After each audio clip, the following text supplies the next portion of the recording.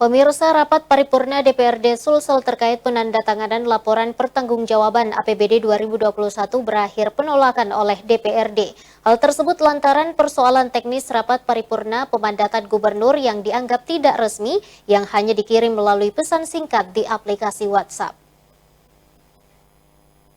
19.30 mundur agak jauh karena Gubernur Provinsi Sulawesi Selatan Andi Sudirman Sulaiman kembali lakukan blunder dalam administrasi pemerintahannya. Pasalnya ia memandatkan kewenangannya untuk menandatangani persetujuan laporan pertanggungjawaban APBD tahun 2021 kepada pelaksana harian melalui pesan singkat WhatsApp. Akibat tidak adanya bukti formal pemandatan, Andi Ina Kartikasari, Ketua DPRD Provinsi Sulawesi Selatan, menolak melanjutkan rapat paripurna DPRD Sulsel dengan agenda penandatanganan bersama laporan pertanggungjawaban APBD 2021 pada Rabu malam. Pengamat pemerintahan Andi Luhur Priyanto menyayangkan terjadinya hal tersebut. Menurutnya, tindakan yang dilakukan Gubernur Sulsel, Andi Sudirman Sulaiman adalah tindakan amatiran.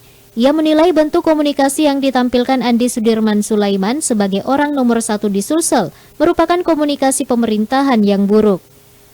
Menurut Luhur, penolakan yang dilakukan DPRD Provinsi Sulawesi Selatan adalah tindakan yang tepat dan kedepannya kita perlu memilih pemimpin yang punya kapasitas memerintah yang baik.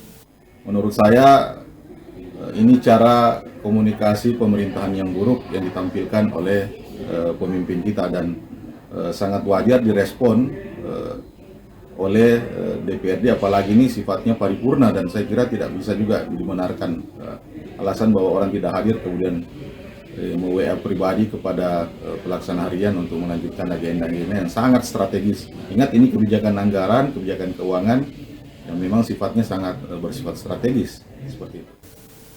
Pria yang juga dosen ilmu pemerintahan di Universitas Muhammadiyah Makassar itu berharap ini menjadi blunder Sudirman yang terakhir di sisa masa jabatannya yang tidak lama lagi selesai. Sudirman harus melibatkan jajaran pemerintahan yang lain untuk membantunya agar hal seperti ini tidak terulang dan tidak membuat masyarakat Sulsel pada umumnya merasa dirugikan. Fitri Herunisa, Celebes TV.